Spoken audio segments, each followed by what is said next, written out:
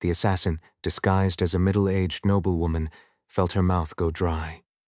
Every time the blue eyes of the black-haired figure following her from behind turned in her direction, she felt a chill run down her spine. Here. She planned to hide herself as soon as she entered the reed field. It was her turn to shake them off and showcase her skills. In that moment, a loud explosion echoed. What was that? She instinctively drew her dagger. It was a poisoned dagger held in a forward-facing position, and suddenly, a shadow loomed over her.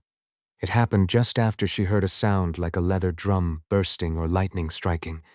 Her response to the explosion was commendable, but that was all. Is this the place? At the unknown question, the woman looked up. Flash! A lightning bolt struck above. Her thoughts ended there. A person with two heads cannot think. Activating the heart of great strength, he propelled himself off the ground, closing the distance, and vertically slashed the assassin's head in two. Simple, yet unexpected by any of the assassins. Was this not the moment to catch his breath, stay alert for hidden assassins, and worry about the traps that had been set? Instead, he rushed in and cleaved the head. With a splattering sound, blood spread around, staining Enkrid's clothes red. Enkrid marveled once more at the sword held in his left hand. Was this just an ordinary sword? He realized once again that the craftsmanship of the dwarf was exceptional. It might not possess the aura of a legendary sword, but it was solid and sharp enough. Moreover, the thickness of the blade was something he liked. It could deflect almost anything with the flat of the blade. More than just being satisfactory, it was highly practical. It was good enough that he didn't even need to carry a separate guard sword. This was, in other words, a sword that could be used in various situations. Standing still in the reed field, Enkrid admired his sword, then relaxed his grip, lowering the blade. At the same time, he drew another sword with his right hand. A sword with a blue sheen was drawn. It was a cursed sword, but now it was nothing more than a solid and sharp masterwork sword. He held the tutor in one hand, letting both arms hang loosely by his sides as he scanned the surroundings. They were so well hidden that the figures concealed among the reeds were nowhere to be seen. So, was that a problem? No, it wasn't. He was simply curious. What exactly were these people relying on to challenge him like this? Whoosh! Whoosh! Whoosh! 3 round objects flew over his head and exploded above him. Boom! Boom! Boom! As the dull gray powder fell onto the dry reeds below, they withered and scattered. It was poison dust, but Enkrid had already moved from that spot. The reason he had gone through the trouble of loudly charging and eliminating the middle-aged female assassin was for this. In terms of personal tactics, Enkrid was already top tier. Why wouldn't he be?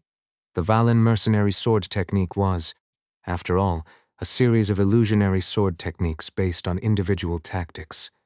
Combined with his newly developed physical abilities, perception, combat experience, and the lessons he had learned through repeated practice, Enkrid was a force to be reckoned with. Most of all, They're sloppier than Jackson.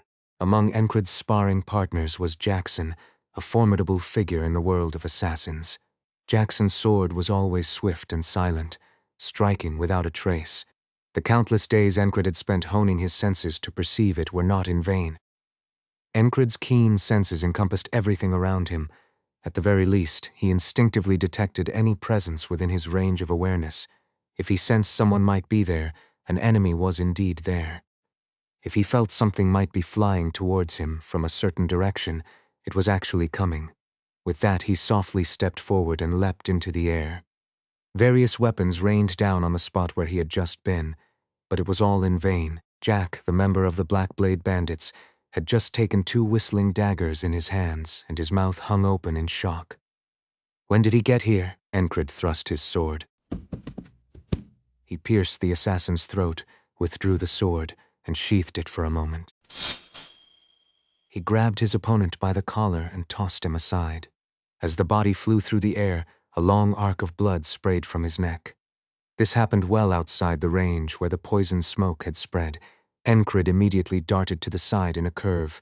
His body surged forward silently with terrifying speed. Rustle! The sound of reeds being flattened echoed loudly. Shit. One of the assassins cursed it. It was natural, considering that assassins were supposed to carry out their missions silently, yet his mouth had opened on its own, and why wouldn't it? This person was a complete monster. No matter how skilled they were, even as elite assassins of the Black Blade Bandits, they were no match for him. To kill such a monster, wouldn't they need a master from the continent's greatest assassination guild, Gior's Dagger? His question was short-lived. A broad blade swiftly approached and sliced his neck. Shing! Thud! The severed head floated in the air. Amidst the reeds that obscured everything below the waist, the group of assassins felt a wave of terror. Yet their hands didn't stop. To survive, they had to kill him. That fact remained unchanged. They detonated poison smoke bombs, threw poison darts, throwing knives and axes. Several pouches designed to release poison spikes under pressure also burst open. Everything had been prepared to kill this one man. Enkrid parried what needed parrying and dodged what needed dodging. His senses, surpassing those of a human, were so sharp that they informed him of what to do next. Half a step back.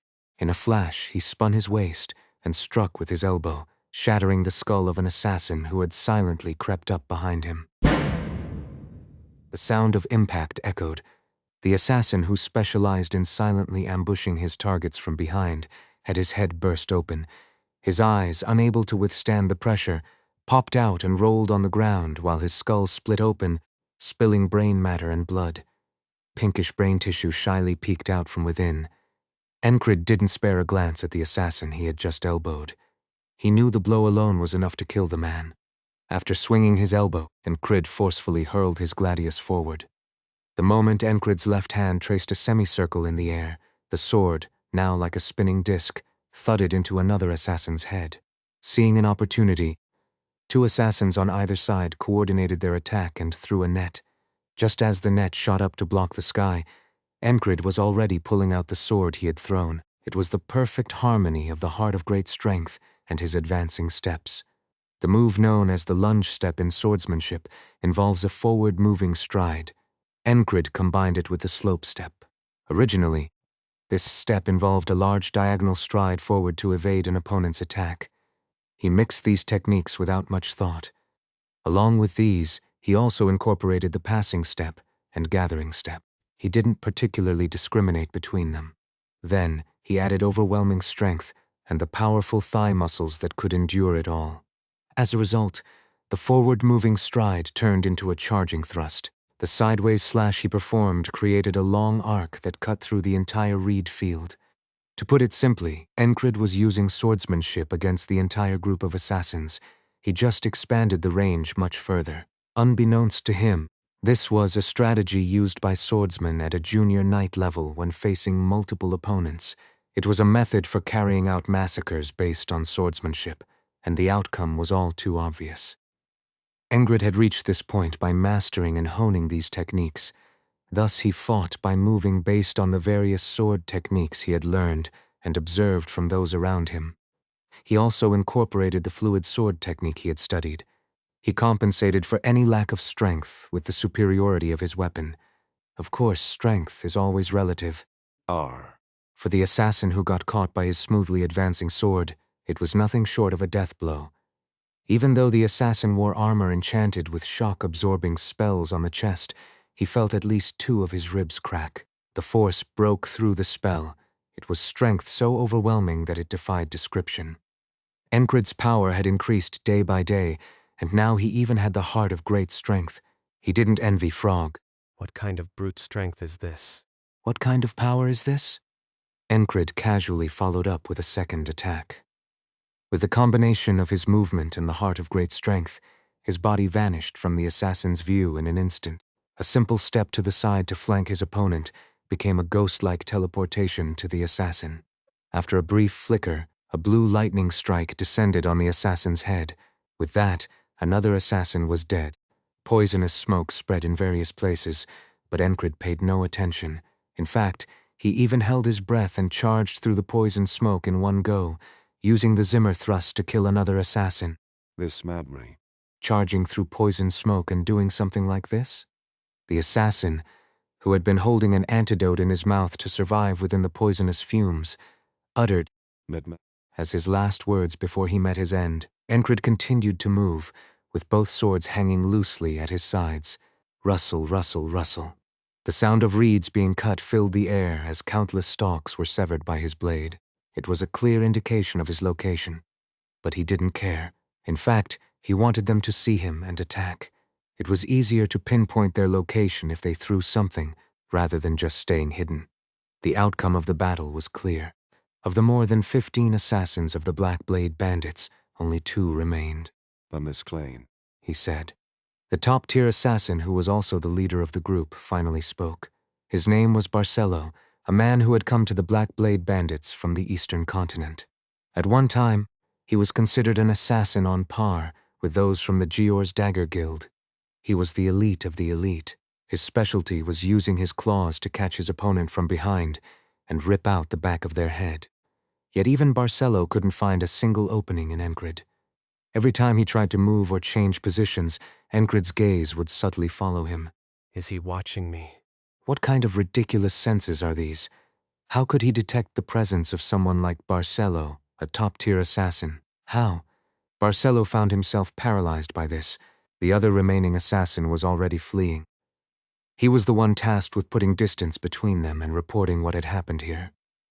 As he fled, something suddenly caught his neck, and with a choking sound, his cervical vertebra snapped, killing him instantly. The tool used to catch him was made by tanning leather, soaking it in oil, heating it, and applying a special chemical.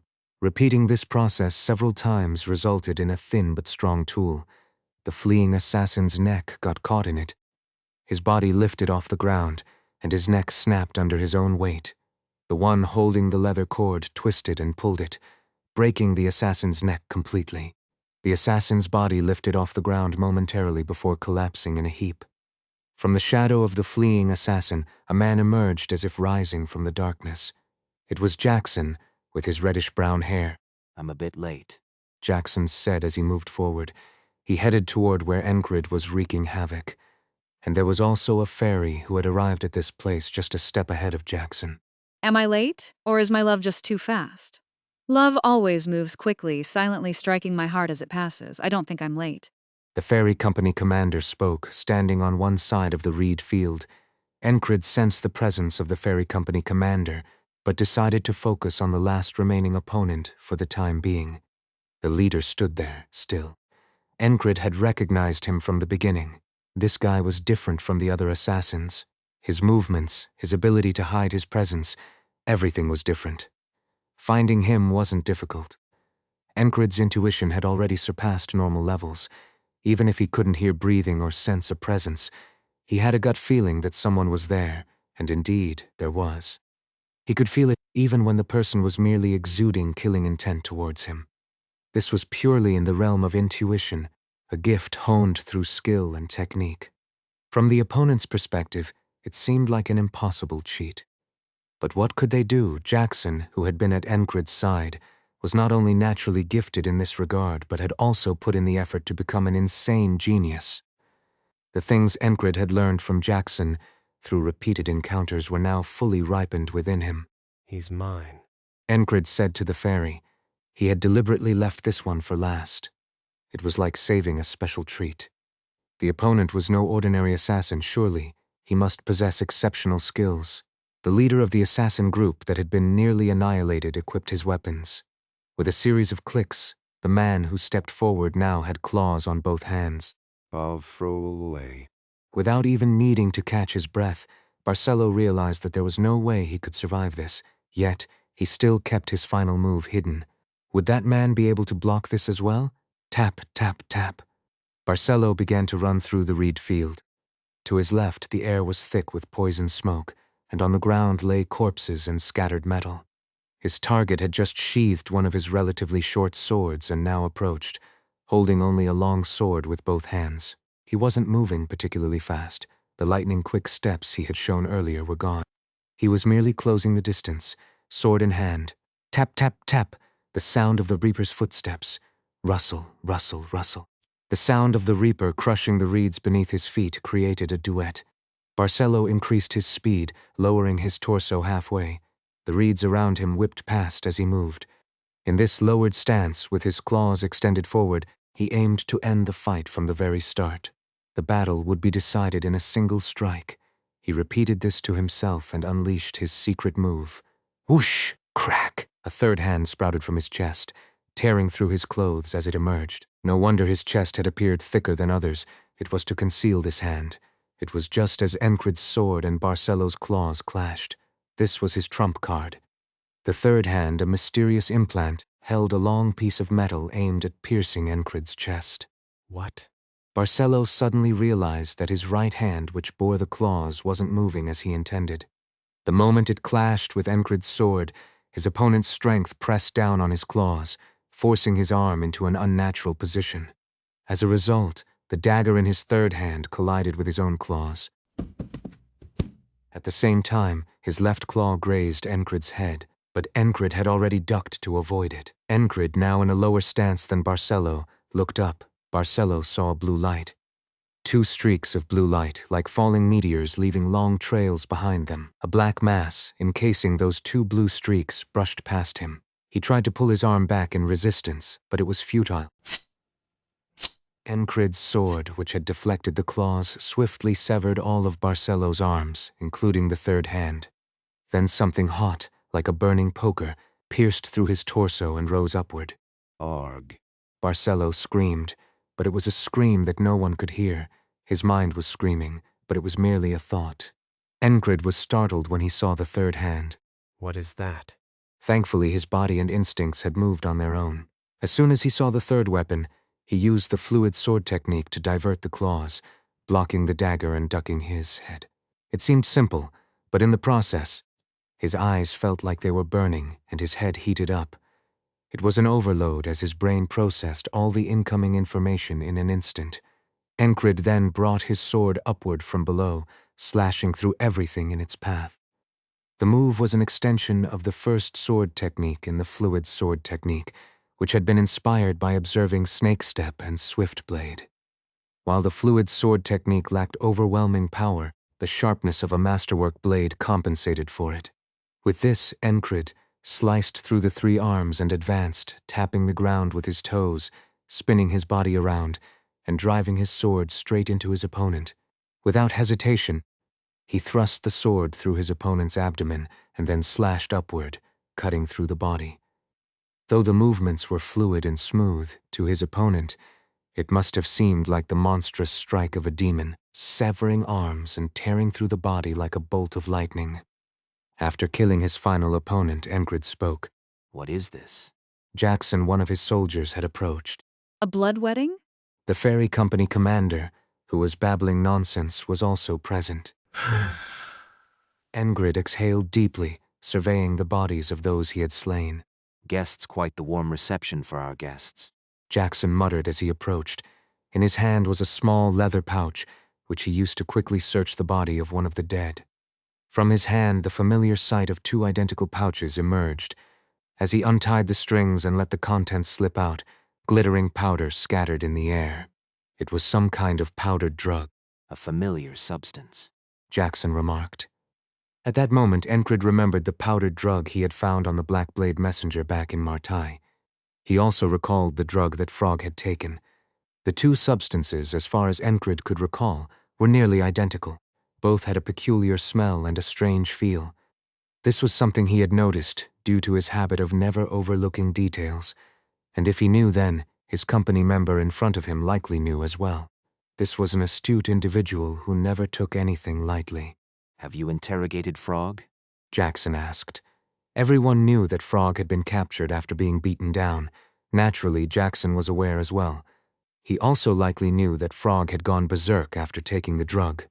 There was no way Kreis, who loved to gossip, would have stayed silent about it, and all of this seemed interconnected. It was just a feeling, but it was a hunch that bordered on certainty. With that thought, Enkrid shook his head. Interrogation was something that still needed to be done. That's a conversation I'd like to be part of.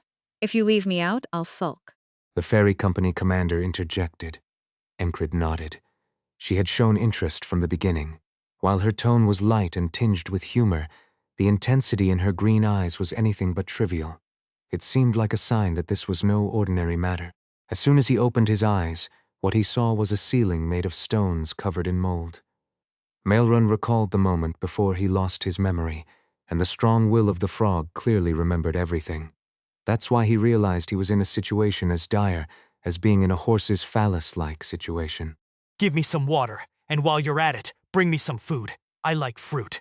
Maelrun said, raising himself halfway up. His arms had regenerated, and shackles were attached to both his arms and legs, which were connected to a pillar by chains. Even for a frog, it was impossible to break free with sheer strength. So, what was left? All he could do was wait. Perhaps it was because of the last-ditch drug he took, but his head was splitting with pain and his heart ached. Can I get out of here? Like most frogs, he regretted being off the path of his desires and ambitions more than the idea of dying. Weird bastard. Naturally, he couldn't help but think of the person who had beaten him down. He looked easy enough. Why wasn't he? He was clearly someone weaker, someone he could handle. He looked that way to his eyes. Why? The frog's combat senses quickly judged the advantages and disadvantages of a situation. He fought based on the instincts that came from his combat senses. At the very least, it should have been an even fight. Why was he beaten down so one-sidedly? Their combat senses were an extension of the ability to discern talent. In that sense, Enkrid was the most incomprehensible type of person to a frog. A man with no discernible talent who climbed upward through sheer tenacity. This was the result of not giving up through countless repetitions. Enkrid was a person that the frog's combat senses could not read, especially Maelrun, who wasn't very confident in his ability to see talent. Even among frogs, there were naturally different specializations. Some were specialized in reading talent, while others were specialized in combat. Maelrun was particularly skilled at walking. He ruthlessly targeted my joints. His regenerated arm still ached slightly. He'd lost an arm before, and this time he lost it again. No, this time even his eye had been stabbed. He knows how to fight. Simply wielding a sword well and actually being good in a fight were two different things. The noble idiots who practiced swordsmanship in their manners always swung their swords with elegance. On the continent, such people were often dismissed as practicing noble swordsmanship. The opponent who had laid him out was nothing like that. He had accurately targeted the weak spots of a frog's slippery skin. He stabbed and cut at his eyes and joints. Was he like this before? Could he always fight this well? Honestly, he couldn't quite remember. He was a decent fighter, but Maelrun thought he would easily overpower him the next time they met. What a letdown. He was out of energy, and he was hungry. Water and dried fruit. It's winter now, so fresh fruit is hard to come by. The guard obediently brought him food. Surprisingly considerate, Maelrun thought as he drank the water and chewed the dried fruit. There was also well-baked bread and marmalade. Hey, this is good. I'm glad you think so. The guard replied without a hint of a smile. There was a slight tension visible, but his limbs weren't frozen. Well trained. Being a frog, he could tell just by looking. Of course, his talent for discerning wasn't that great. No matter what, that guy is a bit peculiar. It was no different from what countless talent discerners had said after seeing Enkrid. 2 days passed like that. Maelrun realized he couldn't escape with force, so he tried to bribe the guard, but that too failed. If I lose you, I'll be dead. I don't think they'd kill a soldier just for a mistake. As Maelrun gradually began to try and seduce the guard, the soldier's expression turned self-deprecating, almost like a lamentation. Of course, it wasn't as if Maelrun recognized it outright. It was only when the soldier continued speaking that he wondered what was going on. I'll probably get dismissed from guard duty and thrown into eternal training hell. It might be better to die. What kind of talk was that? In any case, the guard didn't seem too strict, but he also didn't seem likely to be bribed. Even if Maelrun offered him gold, he seemed the type to refuse. If I get caught, I really will die, and I'm not unhappy with what I'm earning now. I don't want to be greedy, only to die and leave my bunny-like kids behind. Are you married? Not yet. Then what's this about bunny-like kids? I'm talking about future kids. Even the soldiers in this land have sharp tongues. With that thought, another day passed, and Maelrun began to wonder if they had forgotten about him. Trapped underground, unable to tell day from night, he started to feel a little melancholic. Why did I get myself mixed up in this cursed situation? Another 2 days passed. Maelrun became anxious. If things continued like this, he might be trapped here for the rest of his life, cut off his limbs and try to escape. While he might be able to deal with the shackles by tearing off his own limbs with sheer strength, no matter how strong a frog was, it seemed impossible to break through the iron bars in front of him while bleeding profusely with his limbs cut off. What the hell is this? Anxiety engulfed Maelrun. Each passing day made him more desperate. Frogs who live to fulfill their desires and ambitions are left with nothing when they die. When do they die? When their head is cut off, when they catch an incurable disease, when an arrow pierces their heart. Of course, if the heart is pierced, death is inevitable, but there's an even crueler way to go. Frogs cannot endure being starved to death. They are a species driven by their curiosity and desires. Hey, haven't they forgotten about me? Maelrun, who had just woken up from what might have been a nap or a night's sleep, asked the guard outside the cell. As he spoke and turned his gaze to the small table with 2 chairs, he noticed not the guard but someone else. To be exact, there were 4 people. One was the guy who had knocked him out, another was a human with big eyes and a frail appearance, another was a figure standing half in the shadows, with only half of their face illuminated by the torchlight. The guard was gone. They had finally come. They hadn't forgotten him. Maelrun was inwardly pleased, realizing that a change was needed, even if it meant facing death. Where did you get the powder?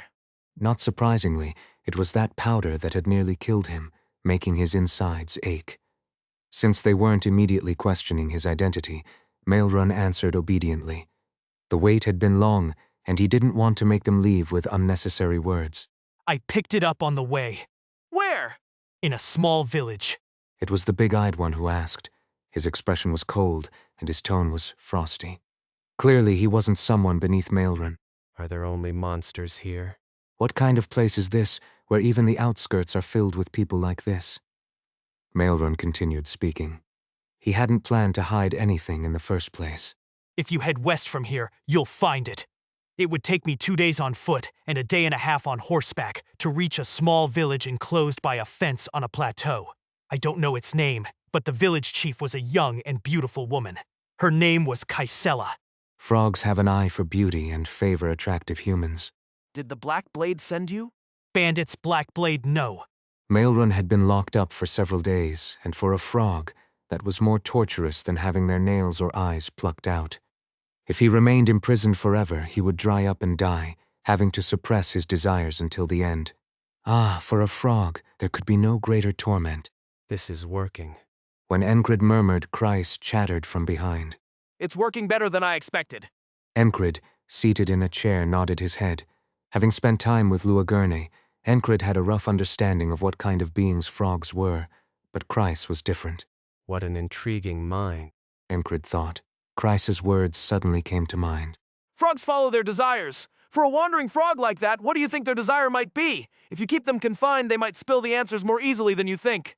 Kreis had said this with only half confidence, but the fact that he even thought of this approach was remarkable. He suggested that after a few days, interrogation might not even be necessary, so they did just that, and that judgment was correct. However, do you know a merchant named Frumshell? That guy spreads ears across the continent. I was hired by him. To put it simply, he runs an information guild. Maelrun revealed everything so freely that it was unexpected. Although it was impossible to read a frog's expression, it was clear that he wasn't lying. The opponent was a frog. If a frog were to lie about something like this, they would just stay silent. So it wasn't connected to the Black Blade. The powder was something he had stumbled upon by chance, and it was some merchant who had tasked him with this job. In other words, it was someone running an information guild. It sounded plausible, which made it all the more memorable. Frumshell. Enkrid repeated the name a couple of times to commit it to memory. A noble! As far as I know, no. Is that all? If there's any lie in what I've said, may the gods of impulse and waves punish me. Can you even make a covenant? Of course. For a frog, a covenant is a promise, a vow, something they must uphold. I was deceived too by Frumshell, that bastard. Maelrun exhaled through his nose as he spoke. Enkrid decided he had heard everything he needed to. In fact, he had heard more than enough. At the very least, he had found out the location of the village where the powder was obtained. After all that trouble, it turns out they hid it in the village. the fairy muttered. Combat-ready personnel? The fairy asked. Since he had already said everything, Maelrun answered without hesitation. From what I saw, about half the village. All of them. More than 50 on the continent, I'd say. Maelrun spoke and Enkrid nodded. So will you let me go now? Enkrid nodded again, then got up from his chair and approached the iron bars. We'll see. What? We'll see about letting you go. You bastard, a promise is a promise. He had made no such promise. Of course, Enkrid intended to release him, but before they came here, Kreis had made a heartfelt request. Could you leave him to me? Moved by Kreis's earnestness, Enkrid agreed. Wait, let's talk for a moment. Just as the frog was about to spit out curses at Enkrid with his long tongue, Kreis intervened. His big eyes and appearance were likely to earn some favor with the frog. However, Maelrun, being a man, wasn't interested. Still, the big eyes didn't seem bad. Maelrun tended to think the bigger the eyes, the more handsome the face. So Maelrun? Kreis smiled with pure innocence. Enkrid, seeing that smile, sensed that Maelrun was about to get swindled. Kreis only smiled like that when he was about to take someone for a ride. They were heading toward Marcus's office after leaving the underground prison. They planned to report everything at once, having finished even the frog's interrogation. Battalion Commander Marcus was that busy. Judging by how the territory was managed, even if he had 3 or 4 bodies, it still wouldn't be enough. And amidst all this, apparently some cultist had been captured. Enkrid had heard that various things had happened in the territory while he wasn't around. The underground prison was located in a corner of the barracks, and as soon as they stepped out, Enkrid spoke up. I'd like to hear an explanation. The ferry company commander was connected to this matter. Hadn't she given enough clues all along? She had even mentioned something about finding the village. At the time, Enkrid had let it pass, but now there was no frog listening. So, when he asked, It was a secret mission. the fairy turned her head, her green eyes locking onto Enkrid. That meant he'd have to hear it from Marcus then. Just as Enkrid was thinking that, the fairy spoke again. But what meaning could secrets have between us? They have plenty of meaning. Let's keep it a secret. Enkrid said quickly. No, it's fine. It's related to those Black Blade bastards who have taken root in the kingdom. The fairy replied. Let's keep it a secret. Enkrid repeated, but the fairy didn't seem to hear him. They kidnapped an alchemist and made a drug. Are you not hearing what I'm saying? Naturally, it's no ordinary drug. It's a substance forbidden by the kingdom and opposed by the Alchemist Guild. Of course, while they may pretend to oppose it publicly, they could still be using the research results behind the scenes. Enkrid gave up. From the explanation, it was clear that it was no ordinary drug. The frog had taken it and his eyes had rolled back. For an ordinary person, it would make them fight like a berserker for a brief time, but once the drug's effect wore off, the backlash would kill them. The fairy explained that she had been on many external missions to find the base of this operation. Recently, she had taken Finn with her for a similar reason. He had heard there was a job suitable for Finn. Enkrid listened quietly and then asked Jackson. Jackson also seemed to know something. What about you? I needed something, so I started searching and found that it seemed connected to the Black Blade. While looking around, I found traces of alchemy in a drug used by a Black Blade courier I met in Martai. Jackson answered, aligning perfectly with what Enkrid had expected, so There's something they're hiding. it was an intuition that told Enkrid they were only telling him what they wanted him to hear. He didn't press the issue, though. He just let it go. They weren't likely to ask if he asked anyway. If they intended to betray him later, Enkrid was prepared to take a hit for once. Even if he didn't fully trust them, he owed Jackson enough for that. Especially since the foundation of the fluid sword technique he had recently acquired was based on sensory skills he had gained. Fine, let's say that's the case. You don't seem to believe me.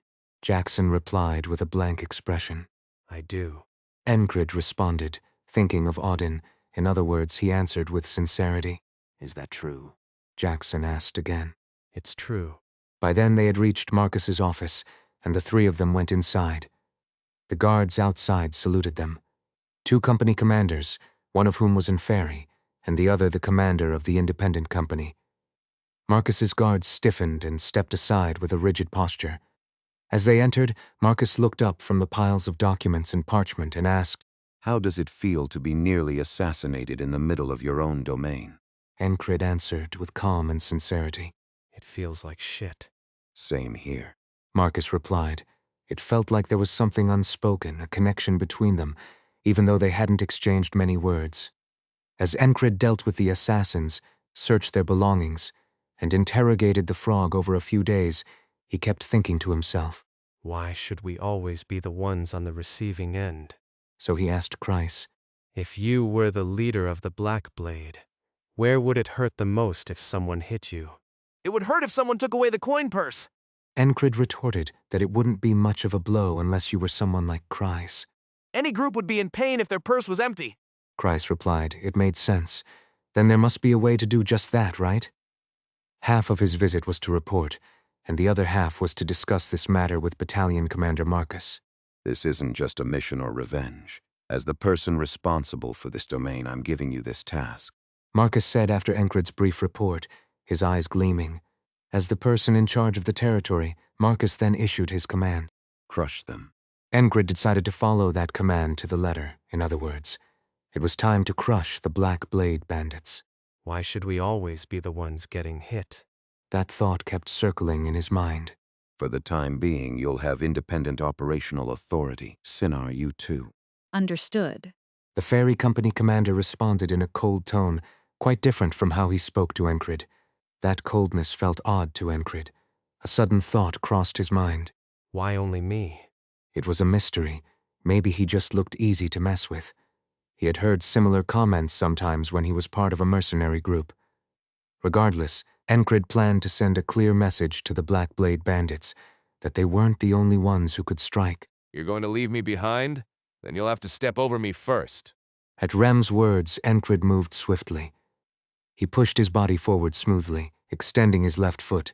For a moment, it seemed as if his body had disappeared. Of course, no one in the quarters missed Enkrid's movement, but My steps. Jackson was a little surprised when he saw Enkrid's step. Snake step. Odin felt the same way. He had combined the two steps and made them his own. What is a sword, and what is swordsmanship? Through continuous realization, Enkrid created a swordsmanship that utilized his entire body, and of course, this included the use of his feet. In fact, in all things that involve the body, whether it's dance or martial arts, the feet are crucial. Footwork accounts for more than half of it. Naturally, Enkrid paid as much attention to his steps as to his swordsmanship, and now that effort was clearly evident. The step where his bent left knee extended to push off with uniform force was similar to Jackson's silent step, and the smooth bending of the right leg's joint resembled the snake step Odin had taught him. In truth, he had mixed the two styles quite well. To an untrained eye, it would seem like something completely different. As he attempted to step over Rem, the barbarian snorted and rolled his body. Whatever trick he used, his body spun sideways, narrowly avoiding the attack. With a thud, Enkrid's right foot struck the ground, and he asked, In situations like this, isn't it usual not to dodge? Who said I'd let you step on me? Want to learn this too? It's a secret technique called the unstoppable dung beetle. It was obvious he had just made it up. No. Enkrid refused, and though Rem threw a few more tantrums, they couldn't take him along. After all, they couldn't just lead a battalion to attack a village, simply because medicine had been found there. Not to bring this up after saying we'd destroy them, but we're in the kingdom's territory. You know, lately, the eyes on us haven't been too friendly. Who wouldn't understand? Count Molson is already playing tricks if things go wrong. And it's not just Count Molson. They knew other nobles were eyeing this place, drooling with greed. Enkrid had heard that while Martai was away, a certain noble had deserted. He probably went to seek refuge with another noble. He's planning to make a profit by selling information about this place. Foolish bastard. Marcus spat and cursed, but Kreis, having heard the rumors, added, They say they really roughed him up over there. If you don't handle things properly, it doesn't matter if you're a noble, you'll still get beaten. If you slack off, you get caught and beaten. But if you do things properly, you're buried under a mountain of work. Some nobles used their cunning to flee. To leave behind everything they had built and flee like that, they must have been tormented terribly. Of course, Marcus's words had some merit, so it's likely a combination of reasons, and Kreis speculated, If it were up to Marcus, he'd wish for all the nobles to run away. It's possible he's tormenting them under the pretense of lack of manpower, but he might also be trying to replace all the personnel in the territory with his own people. But then, I wonder if that's okay. What is? Nothing, just thinking. Crace was a worrywart. Enkrid didn't ask further. The task at hand took priority. To get straight to the point, you can't just stab someone because you're suspicious. Sure, the enemy might send assassins and knife-wielders to ambush them, but the Border Guard Reserve Unit couldn't do the same. Well, they could if done secretly, but not this time. First, they needed to gather evidence to prove the village's guilt. At the very least, they needed some fabricated evidence, and above all, There are probably innocent people in the village, aren't there? Marcus's words made sense. Just because some had caused trouble didn't mean they could arrest and punish all the innocent villagers. There might be people there who were innocently making medicine, completely unaware of the situation. So, It'll just be me, Company Commanders Sinar, Finn, and Jackson. they decided that gathering intelligence through infiltration was the first step. The ferry company commander had also been investigating this matter for quite some time. Hadn't she been tracking it for nearly a year? For all that, you didn't even know the location of one village. Were you sneaking off to a gambling den while claiming to work? Christ tilted his head upon hearing this. A ferry in a gambling den? That didn't seem to fit. But Christ's words weren't entirely off the mark. It seemed almost like neglect. Of course, Maelrun, that frog, might have some unusual talent, but if the place was so loose that travelers passing through knew about it, they should have figured it out sooner. Good at fighting, but not so good at tracking. That's why they brought Finn along. Are you defending her because she's your fiancé? Enkrid had learned various techniques from Auden, but the core was, of course, the Valaf-style martial arts. Among those martial arts were several joint techniques that inflicted pain without breaking the opponent's body. As part of his training, Enkrid demonstrated a joint technique on Kreis. Standing side by side, the key was to interlock hands as if clasping them, so that the opponent's elbow pressed against his own forearm's biceps, causing the arms to entangle.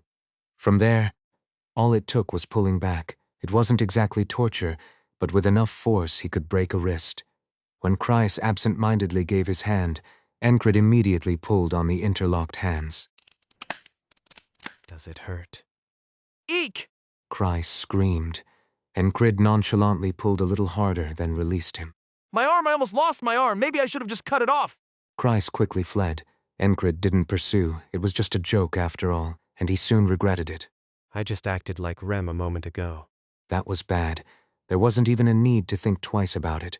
After shaking off the bad thoughts, sensing movement behind him, Enkrid half-turned to see Ragna. Why can't I go with you? Ragna asked, munching on an apple he had somehow gotten hold of. Behind him, Auden and Teresa could be seen. For obvious reasons, the two large figures couldn't be taken along. Likewise, Dunbachel, who visibly carried herself as a beast woman, was out of the question. And Ragna, If things go south, we might have to scatter. If that happens, we need to meet up at the agreed location. Is that a problem? Ragna's lack of self-awareness as a poor navigator was terrifying. There's no need for your sword. Instead of a long explanation, Enkrid simply patted Ragna on the shoulder. Ragna accepted it. He wasn't one to step forward easily. Though he had shown some enthusiasm lately, it wasn't enough for him to volunteer for something like this. Enkrid realized that the only reason for Ragna's reaction was that he might be away for nearly a week. When you think about it, these people only seemed to be so proactive when he was involved. So what would happen if he wasn't around? It was just a fleeting thought in the back of his mind. I'm gonna be rebellious from now on, rah. Rem cried out, wrapped in heated furs and clutching a heating stone. He looked like he should be boiling hot, yet he persisted. It was surprising to see someone who hated the cold so much begging to be taken along. Of course, Enkrid ignored him. If he responded to every outburst, it would just lead to more talking. Leaving the whining Rem behind, Enkrid focused on his task. He identified the village's location and checked their equipment. 2 swords and 6 whistle daggers retrieved from the assassins. There were also a few vials of poison powder and venom, but poisons that one doesn't know how to use properly tend to backfire. Enkrid was about to discard them without hesitation when Jackson decided to take them all. After finishing their personal maintenance and various tasks, They gathered in the ferry company commander's room for a strategy meeting. The ferry company commander decided to station part of her company nearby. It was roughly 2 platoons worth of soldiers, but they needed to stay some distance away to avoid detection. That said, they couldn't stay in position for too long. Since it was winter, they couldn't keep fighting off the monsters and beasts that prowled during this season indefinitely. At most, they could hold out for a week outside the village without a fence. But if they caused too much commotion, the villagers would surely notice. 2 days should be enough to gather the necessary information, once we're inside, don't you think? Sinar, the company commander, said this as she unfolded the military map. Seeing the usually unserious ferry so focused, Enkrid nodded in agreement. If we take too long, we might have to retreat, or we could even consider surrounding the village completely. Finn, a former ranger with many talents, was also present. It had been a while since Enkrid last saw Finn, and she was the same as ever. So, still spreading your charms everywhere, I see? They exchanged greetings like that. Enkrid brushed it off without much thought. We'll set off at dawn tomorrow. Sinar took the lead in the operation. Enkrid nodded in agreement. As he was about to leave the room after the meeting, Sinar called out to him. Oh, my fiancé can sleep here tonight. Naturally, Enkrid walked straight out. Behind him, he could hear Finn chuckling. Is that really so funny? Despite that thought, Enkrid found himself smiling faintly as well. Seeing this, Jackson spoke up. About that fairy. Hmm. Maybe it's time you just went along with it. Was that a joke or was he serious? Enkrid didn't bother to figure it out. Jackson, realizing what he had just said, quickly dismissed it, telling Enkrid not to worry about it as he turned away. But why would he say something like that? Normally, he wouldn't voice such thoughts so easily. The fact that he was distracted to the point of not controlling his own tongue was strange. Moreover, Jackson's expression seemed heavier than usual. It was something Enkrid could sense only because they had spent so much time together. It was also thanks to his highly sharpened intuitive skills. To someone else, Jackson's face might seem the same as always, but to Enkrid, His focus seems a bit scattered. he didn't seem likely to be careless about the task at hand, but it felt like his attention was on something else. It was as if he were brought to an open plain to observe the scenery, only to glance at the plain and then look beyond it, searching for something further away. Yet, there was also a sharp cutting edge to his demeanor. He seemed like someone who was preparing for something. Why? It's just a mission. Do you dislike using medicine? That wasn't it. Jackson often dabbled with various medicines. Though he never took any himself, not even smoking, he would help Crace distinguish what he brought back. So, there had to be another reason. Enkrid didn't ask further. Even if he asked, there likely wouldn't be an answer, and even if he got one, it wouldn't change anything. As he returned, he saw Esther. Beside her, the wild horse was also there. Somehow, the two were together. The wild horse neighed when it saw Enkrid, as if asking where he had been. Enkrid thought it was a silly question for a horse to ask. The horse that had run wildly around the place as soon as it was brought to the border guard. That's my line, Odd Eye. In the end, he hadn't given it a proper name, and was just calling it whatever came to mind. At that, Esther let out a small cry beside him. I'm heading out on a mission. When he mentioned he might be gone for as long as a week, Esther made a gesture indicating she wanted to go with him. She pointed her paw at Enkrid, then at herself, and then tapped the ground. All right. This panther was naturally skilled at hiding. Since she seemed a bit upset from their previous long separation, it wasn't surprising that she wanted to come along. Sometimes Enkrid still found it strange that this panther could transform into a woman with long black hair and blue eyes. Even though he had seen her transform right before his eyes, it was still hard for him to see her as anything but a panther. The wild horse neighed again. Odd Eye, you should rest. The wild horse was extremely curious. While it didn't understand everything, it could grasp some of what humans said. It was clearly upset by the nickname Enkrid had given it. When it stomped its foot on the ground, Enkrid asked if it didn't like the name, and the horse nodded. After staring at the wild horse for a moment, Enkrid spontaneously came up with a new name. Let's call you Bulgul. Bulgul in the language of the continent could also be interpreted as iron will. Esther looked at him intently, surprised that Enkrid knew the language of the eastern continent, since she had always thought of him as someone who only lived and breathed swordsmanship. Enkrid had a fondness for ancient tales.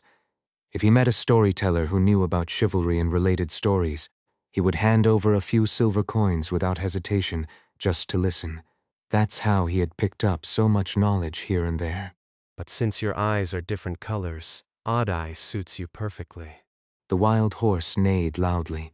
Enkrid didn't really care much about the name, though. The next morning, at dawn, Enkrid and his party set out from the estate. I'll lead the way. Finn took the lead. They decided to follow Maelrun's directions and walk for 2 days straight. After 2 days of walking, they finally saw the village that Frog had mentioned. They decided to pose as wandering merchants near the village. Enkrid would be the guard, and Jackson would play the role of the merchant. Fairy Sinner would also be a guard, and Finn would act as the merchant's assistant. Will this work? Finn asked, her voice tinged with concern. It was an unnecessary worry. As soon as Jackson set foot in the village, he transformed. What village is this? Can we buy and sell goods here? What a fine village. What the heck, that's scary. Enkrid was surprised to see how quickly Jackson had changed. Jackson, now fully in character, turned and continued speaking. Isn't it obvious just by looking? Look around. The people's faces are bright and you don't see many thin folks around, so it must be a good village to live in, right? That means there's plenty to sell and the people must be generous. Isn't that right? As he spoke, he clapped Enkrid on the shoulder. His manner was careless, his gestures bold. It was a familiar style of speech, a technique known as the magic mouth, constantly talking and keeping the conversation flowing. Jackson was imitating Chryse. 2 young vigilantes guarding the front of the village exchanged glances before turning their gaze forward again. One of the younger vigilantes, who was lazily holding a leather coif in his hand, casually placed it on his head and spoke. His demeanor was somewhat sloppy. Not wrong, but... Then the other vigilante, whose eyes were sharper, stepped forward. It seems we should check inside, so please wait a moment. With that, one of them went inside, and during that time Jackson kept talking non-stop. Well, there aren't any monsters around the village, and don't you smell something good? It's dinner time, and I've been chewing on jerky for 4 days straight. I'll make sure to take care of you, so please be a little lenient. He was trying to soothe the remaining young vigilante. The youth had large, innocent-looking eyes. Seeing him slightly nod his head, he seemed tempted, but he still didn't let them in easily. That can't be. But if you wait here, someone from inside will probably come to talk. He had a habit of trailing off at the end of his sentences, which was a bit frustrating, but Jackson didn't mind. Understood. He simply nodded with a smile. Enkrid was continuously impressed. How is this guy so good at this? It felt like Chryse had just changed his face and come here. But do villages usually control entry this strictly? Some villages might, especially if there are many dangers around or if they're at war with another village. But this village didn't seem like that. Try to understand. A wandering swordsman caused trouble before, and so did a frog. The stammering vigilante offered an explanation. He seemed to be quite timid, looking around nervously even though no one had asked. Enkrid had a pretty good idea who that frog was. Was it one of those who caused trouble while pretending to obediently follow orders? Watching the hesitant young vigilante, a message came from inside. The sharp-eyed friend who had gone in earlier came striding out and shouted, "Come in." Permission was granted. Jackson beamed with a smile at the words. His acting was impressively skillful. On second thought, it made sense. He used to be the guy who scratched everyone's back within the unit. But at some point, he began to cleanly distance himself from people around him, and he did it in no time. Afterward, rumors spread that he took all the krona he earned to the brothel. They said he often went to the market and wouldn't return to the barracks, so the rumors grew. But Enkrid didn't believe those rumors. If Jackson was truly infatuated with a prostitute, he'd bring her along. But would he just quietly go back and forth? Only those close to him knew the truth. Those who didn't know him might think he was just another common soldier who wasted his hard-earned krona in the brothel. Of course, Jackson wasn't that simple. Sometimes he spent entire days in tea houses, and other times he sipped beer while hovering around gambling dens. He appeared to be a drifter with no purpose, just passing the time. At least that's how it looked from the outside. But was there a reason behind his actions? Was he doing something else? Enkrid had already figured it out, but didn't give it much thought. He must have his reasons. Such acting, the way he changes his expression, and even how he mimics Christ in an instant were all part of his repertoire. The silent steps, the unnoticed movements, the way he wielded a sword without any hint of intent, these were all part of Jackson. Enkrid reminded himself of what he already knew. There was still no reason to push him away, no reason to question him. Enkrid was the commander and person in charge of the independent company, and Jackson was under his command. As long as Jackson did his job well, that was all that mattered. In that sense, Jackson was an excellent company member and could even be considered a good teacher. Even if Jackson ever turned his sword against him, Enkrid would ask twice. He might even be willing to take the hit once. That's how much he had received from him. But more than his interest in Jackson right now, Enkrid was focused on, Oh, he's got some skill. Sinar, who was standing next to him, was simply amazed, constantly exclaiming in awe. It was curious how this fairy hadn't managed to find this village that blatantly reeked of drugs. As they stepped inside, the young vigilante behind them issued a warning. Don't cause any trouble. Just because you know how to use a sword doesn't mean you can start a fight carelessly, or you'll get hurt. Most villages maintain a group of mercenaries or a small force capable of handling weapons, provided there are no special problems. This particular village showed signs of being well maintained in several places. The fence was tall, made in 2 layers, and showed clear signs of regular upkeep. On the outer fence, thorny bushes had been grown and woven together, making it quite tall. Any ordinary monsters or beasts wouldn't even think of trying to break in.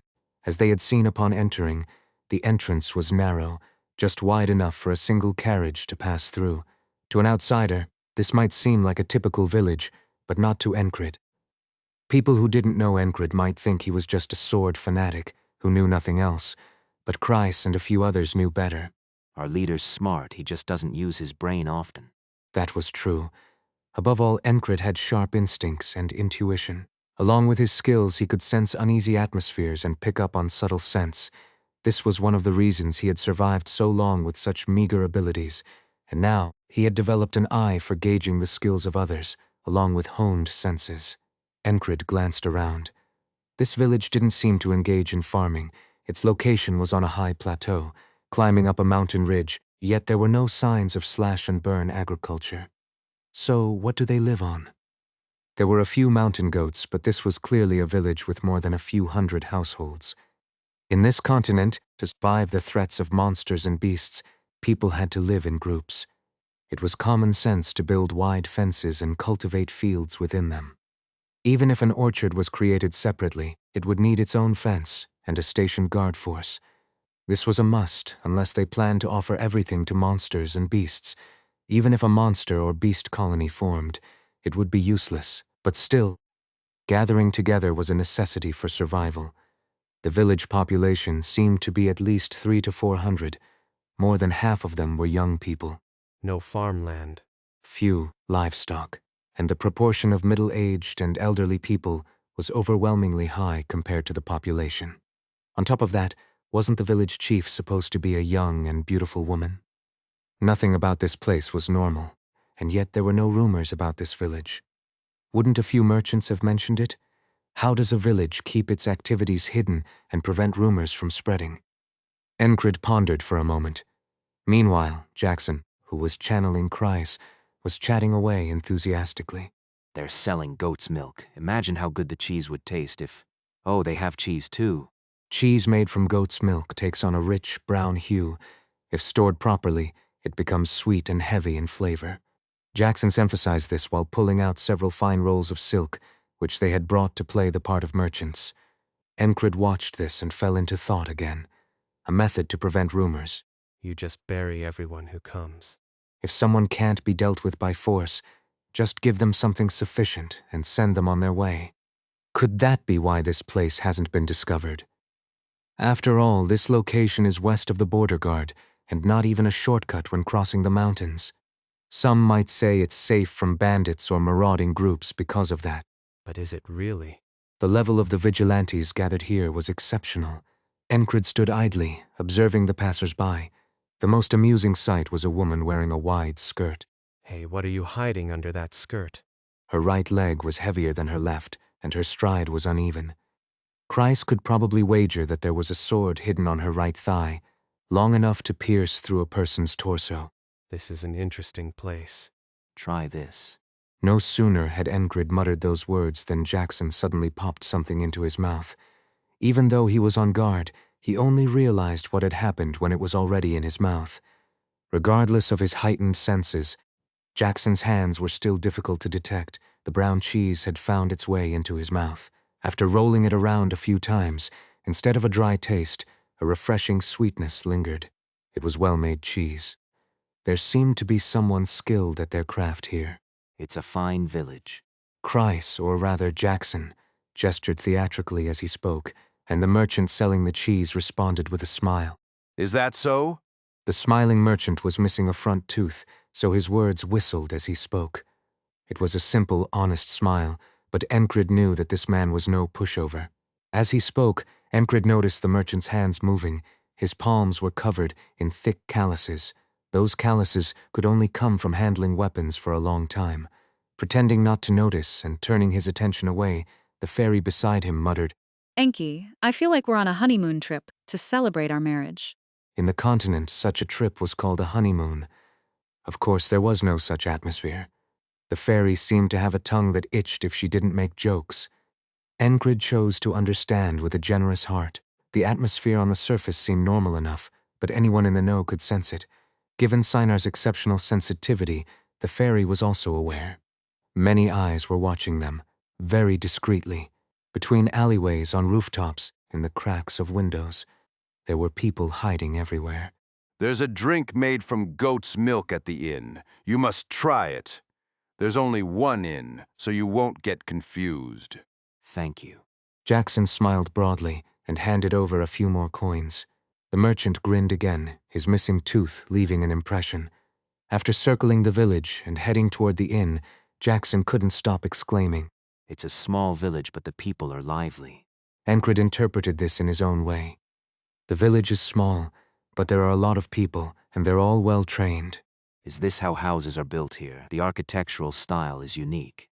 The inn is positioned perfectly to be surrounded. Even the women exude a sense of vitality. The women are well-trained, too. The sun is setting already, isn't it? If we want to be productive early tomorrow morning, we should get some rest. The people here don't seem to sleep much at night either. Moving around carelessly at night could get us caught, so it's better to move at dawn. Thanks to Jackson's continuous chatter, no one suspected anything he said.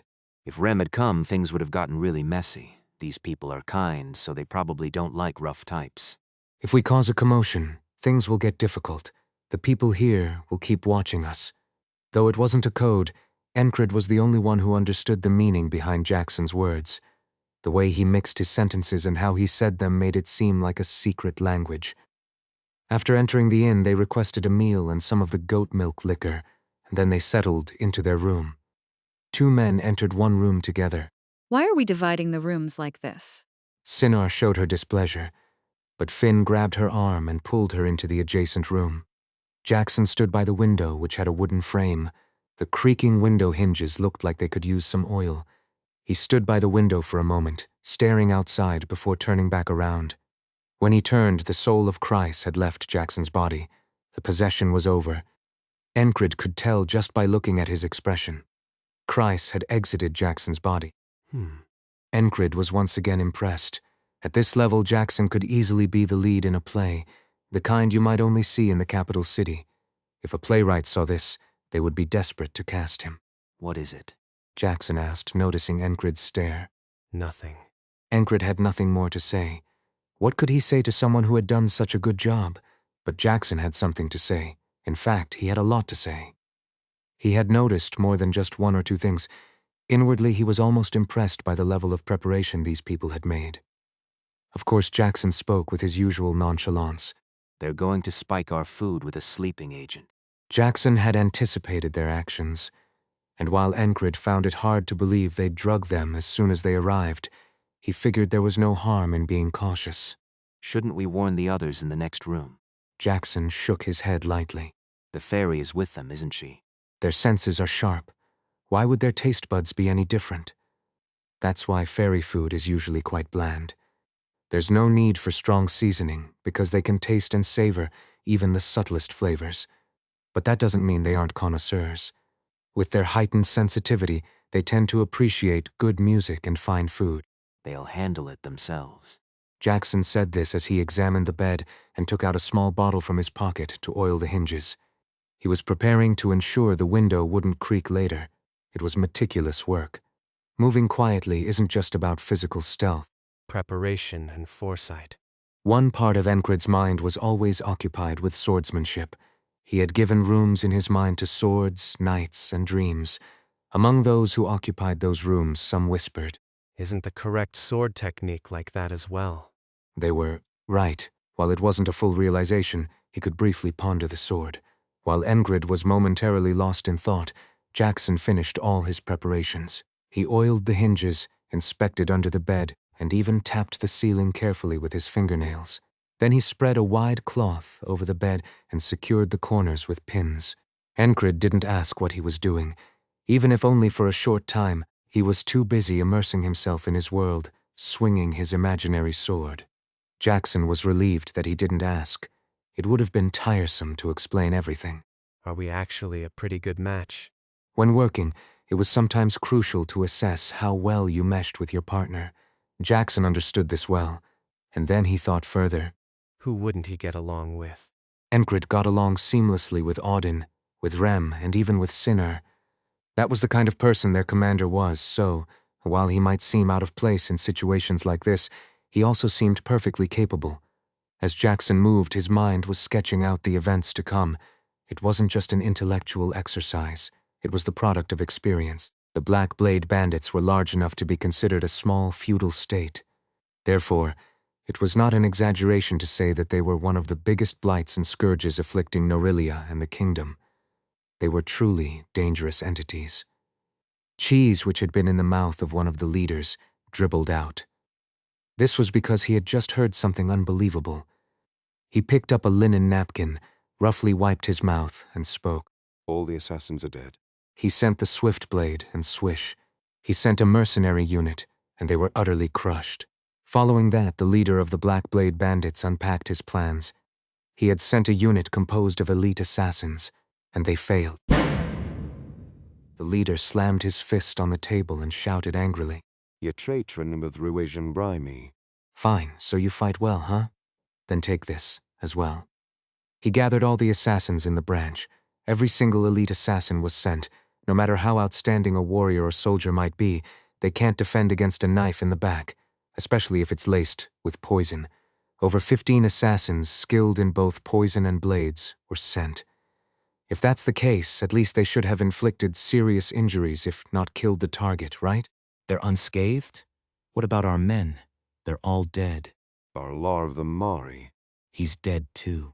If they hadn't left a watcher to observe from afar for the cleanup, they wouldn't have even gotten this much information. If I had gotten any closer, I would have been killed too. One of the subordinates, kneeling on one knee, spoke as sweat dripped down his face. The sweat that fell onto the smooth stone floor stained it. As the sweat dripped onto the light gray floor, it darkened. The number of droplets staining the floor gradually increased. He couldn't see Jackson. All he saw was the last moments of the Watcher, who had been closer to the group of assassins than he was. They were invisible. All he saw was his comrade struggling in the air, caught by something before dying. He ran away immediately. Even though he hadn't sensed any presence, as soon as he saw death, he fled. Had he not done so, he would have died too. His instincts told him so. With the Mathri. The leader's tone was filled with exhaustion. All the assassins he had spent his life gathering were dead. They were there, and now they're gone, vanished, dead, and never to be seen again. Over and past her. His mouth hung open in disbelief, words failing to come out. Is this even possible? He asked the subordinate who had reported what he saw. The subordinate hung his head. He had nothing to say either. The so-called report amounted to nothing more than everyone being dead. What do we do now? Asked the attendant standing behind him. Athamin Bear. The leader responded, mulling over the attendant's question. Damn it. The situation had taken a turn for the worse. If things went wrong, he'd be devoured by someone rising up from below. There were plenty of people coveting his position. Of course, it wasn't like they could replace him immediately. He had too many irons in the fire here. Starting with the business. The reason his position was so solidified here was obvious. It was because he spread the drugs. Thanks to his work, there were hardly any nobles in the kingdom unaware of the drugs. The krona earned from selling those drugs directly funded the activities of the Black Blade bandits.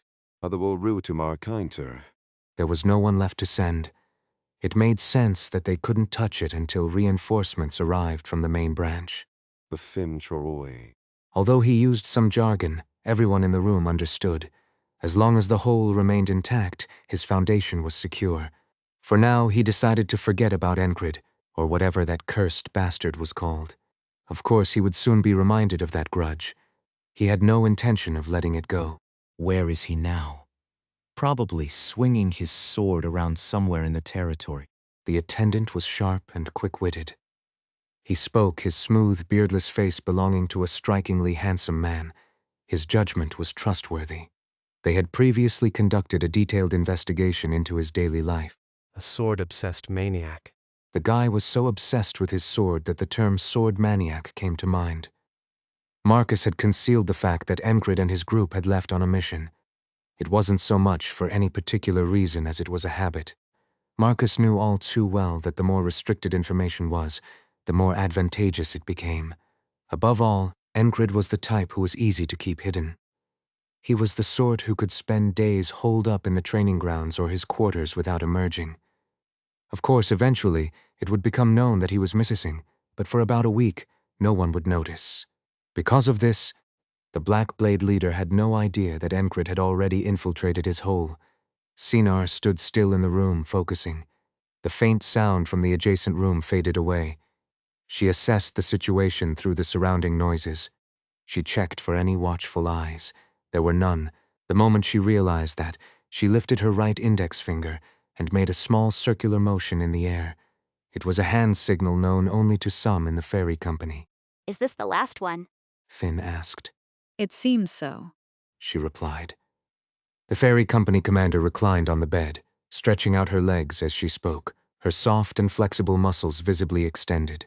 She didn't seem to be affected by the cold, wearing only a pair of leather pants, which appeared to give her a greater range of motion. Otherwise, her demeanor was completely calm. There was a small brazier in the inn room, but she had pushed it aside as soon as she entered, seeming to find it more of an inconvenience. When asked why, she responded, it might start a fire. But are we okay just wasting time here like this?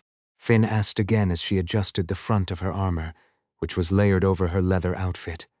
The armor had hardened leather inserted between layers of fabric, but the leather wasn't of great quality, making it somewhat stiff, and the front kept coming undone.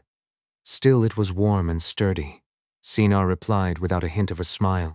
This task is important too. That's true. Finn agreed, bringing a chair over to the window and leaning back partially against it. She needed to keep an eye on the outside and oil her spear. After all, they would be making their move under the cover of night. Finn, who had previously served as a ranger, had participated in various operations. She was skilled at this kind of work, though not as much as Jackson. The 7th one. Finn murmured. That was the number of operations Sinar and a few select members of the ferry company had carried out so far. Jackson didn't miss a single detail. He was incredibly meticulous.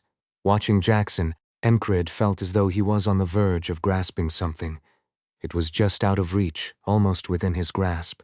It could have been frustrating, but he wasn't in a rush. In fact, he found this situation rather fascinating. He wondered when he had ever seen something like this, and had a thought come to mind. This was yet another sign of his growth. As Enkrid observed, Jackson spoke. With Chrysa's soul no longer present, these were purely Jackson's own words. Small things come together to create something big, just as small streams converge to form a river, a lake, and eventually flow into the sea. It might have sounded like mere talk, but Enkrid felt that what had been just out of reach had now moved a step closer. He could now make out a faint, indistinct shape. Mastery of swordsmanship and training are important, but a single small preparation can determine victory or defeat. What if that fight is one where your life is at stake? Enkrid had always lacked natural physical talent. Now that he had roughly filled that gap, his sharp mind was kicking into gear. making him repeatedly reconsider and reflect on the process, bringing ideas to the surface, especially concerning swordsmanship and combat. In some ways, what Jackson spoke of was similar to the Valen mercenary sword technique. Enkrid could now categorize different swordsmanship styles. For example, the correct sword technique is about the correct way to swing a sword, building layer upon layer of skill. In contrast, the Valen mercenary sword technique is a different kind of approach. It's more akin to individual tactics. Those who enter a fight must use their brains. This was a phrase written when he first learned the Valen mercenary sword technique. The phrase itself had been helpful, but upon reflecting on it again now, Perhaps I should say it saved my life. since learning those words, they had saved his life multiple times. The thoughts continued to flow, a series of small realizations. This wouldn't suddenly advance his swordsmanship or lead to some drastic change. Instinctively, he knew that, but the mix of accumulated experience and learned knowledge left something meaningful within him. What if the opponent uses a longsword? What if their waist is thick? Could they be hiding something underneath? What if they wear a curved blade like the swift blade instead of a belt? Could he infer their habits by observing the direction of their sword belt? Before that, what about assuming a slightly more comfortable stance or securing a favorable position? All of this was possible, and Enkrid realized he could make such preparations too. It was within the realm of personal tactics, and so the vague concept became something tangible within his grasp. The thrill, the joy of growth began to well up again, but he didn't suddenly drool or start laughing. I'm not Rem after all. Enkrid sometimes drooled when he was deeply focused, though he would never admit it. Let's have dinner, Jackson suggested. Enkrid nodded. The first floor of the inn also served as a dining room. When they sat down, Jackson summoned Christ back into his body. Sinner continued to silently play the role of a fairy guardian. In truth, there was no need to act. All she had to do was refrain from her usual jokes. A fairy, huh? That's quite a rare guest. The innkeeper remarked as he personally brought over the stew and roasted pork. He spoke while glancing repeatedly at the ferry company commander, clearly fascinated. He seemed genuinely amazed. When Sinar had entered the village, she had kept her face hidden under a robe, so she hadn't revealed she was a fairy until they were inside the inn. Otherwise, she would have drawn everyone's attention as they passed by. Seeing the innkeeper's reaction to the fairy, Jackson spoke with a subtle air of pride. Oh, please don't bother her too much. She's a guard my father assigned to me, and she has a bit of a sensitive temperament. With that one statement, Jackson revealed that he was affiliated with a certain merchant guild and hinted at part of his own personality. He was now playing the role of a spoiled merchant's son. His act of arrogance seemed so natural that he appeared as if he had been born and raised to be that annoying. Seems like you've changed a bit from Christ. Just then, a servant who had been following the innkeeper suddenly tripped, dropping the cup he was carrying. With a thud, the wooden cup fell, spilling wine all over the floor. You fool.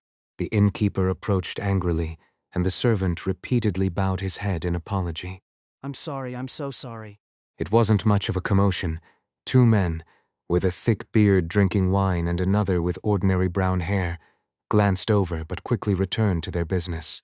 Hey, take it easy on him, take it easy, Jackson interjected with a remark. This was typical of Crace under the influence of the drug, always inserting himself into things with a comment. Sinar stood still, staring blankly at one side of the table like a doll, without shifting her gaze. Meanwhile, Finn, standing beside him, said something like, Young master, you need to return to the trade route in 2 days. Of course, it was all part of the script. Jackson had prepared a simple play. This should buy us a day. It was a simple tactic. Since they would be leaving in 2 days, the enemy would likely leave them alone until then. Presenting the fairy was a warning not to try any cheap tricks or poison while she was around. Emphasizing her prickliness was for the same reason. By making the enemy unsure of who they were dealing with and recognizing them as a tough opponent, they could buy themselves a day. This will do for me. Sinar played her role well, holding up some dried fruit to show she didn't need a full meal. Not knowing the joy of food. Even then, Jackson couldn't resist a comment as he dipped a wooden spoon into the stew. Enkrid ate comfortably as well. Jackson's actions signaled that there was no poison. Meanwhile, the inn's servant brought another bottle of wine. The way he walked carefully this time made it clear he didn't plan on dropping it again. You fool, be careful. The servant shot a quick glance at Enkrid's waist while he was being scolded by Jackson, who didn't give him a single coin for his trouble. He was staring at the sword belt and the sword neatly hanging there. Noticing this, Jackson smiled and said, This man is my friend and has agreed to assist with this task. He's not that rough, so I'm sure he wouldn't mind showing you his sword if you ask. Some swordsmen with nasty tempers might threaten to gouge out someone's eyes with just a glance, or draw their sword at the slightest provocation, just like this servant before them. No? It's fine, really. The servant stammered. I'll just show you the blade. Enkrid replied calmly, drawing his sword halfway out. Enkrid's movements as he drew the sword were deliberately awkward. He was demonstrating a small display of preparation. He intentionally concealed his true skill. It wasn't difficult for him. All he had to do was recall the first time he ever drew a sword. Having clawed his way up from the bottom, imitating a beginner was easier for Enkrid than for anyone else. He just had to do everything people are told not to do. For example, gripping the scabbard too close with his left hand while drawing the sword was a classic mistake. A sure way to accidentally slice open your hand on the blade. It was something one should never do. Everything else, however, he made look more convincing, because that was the essence of a swordsman with a flair for showmanship. Wow, the blade is blue. The servant remarked, eyes wide with amazement. Enkrid thought the guy was quite bold, his walk, his mannerisms. It was clear he was a trained individual, yet here he was, dropping a cup and making a fuss over seeing a sword for the first time. Regardless, Enkrid played the role of the naive swordsman tagging along with the merchant's son, and it seemed to have worked quite well. That night, when everyone was asleep, the oiled hinges allowed the window to open silently. Well then, Jackson whispered as he stepped out into the night. In the adjacent room, Finn also began to move. They met on the inn's roof, exchanged only a brief glance, and then went their separate ways. They had agreed to gather the information they needed individually, and then regroup in the morning to piece it all together. Jackson moved across the rooftops, leaping over 2 houses, while Finn descended below. Suddenly, Jackson noticed a blade thrusting towards him from the side. There had been no sound, no warning. The blade hadn't even registered in his senses. The sharp blade pierced through his clothing.